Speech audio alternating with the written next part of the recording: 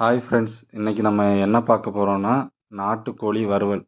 அதுக்கு நம்ம பாத்திரத்த அடுப்புல வச்சுட்டு, கொஞ்சம் எண்ணெய் தேவையான அளவு ஊத்திக்கலாம்.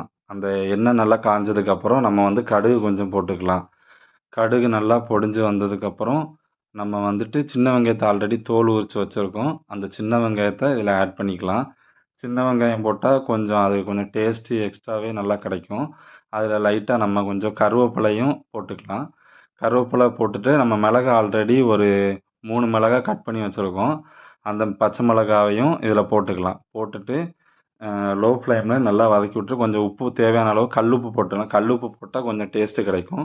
உப்பு போட்டு நல்லா வதக்கி விட்டுட்டு அந்த கலர் மாறுனதுக்கப்புறம், வெங்காயம் நல்லா வதங்குனதுக்கப்புறம் நம்ம ஆல்ரெடி நாட்டுக்கோழி வந்து வேக வச்சு வச்சுருக்கோம். அந்த நாட்டுக்கோழிய இது கூட போட்டு நல்லா வதக்கலாம். வதக்குனோன நம்ம அந்த வெங்காயமும், சின்ன வெங்காயம் அந்த நாட்டுக்கோழி வைக்கும்போது அதில கொஞ்சம் டேஸ்ட்டு நல்லாயிருக்கும்.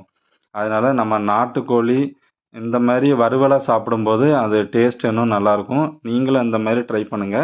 நம்ம ஆல்ரெடி மிளகாத்தூள், மல்லித்தூள்லாம் போட்டனால, இப்போ கறி மசாலா தூள் மட்டும் போட்டுக்கலாம். கறி மசாலா தூள் போட்டுட்டு, நல்லா வதக்கிட்டு, ஃபைனல் டச்சா நம்ம மல்லி இலைய அது மேல போட்டுக்கலாம். ஓகே ஃப்ரெண்ட்ஸ், நீங்களும் இந்த மாரி ட்ரை பண்ணுங்க. பாய்.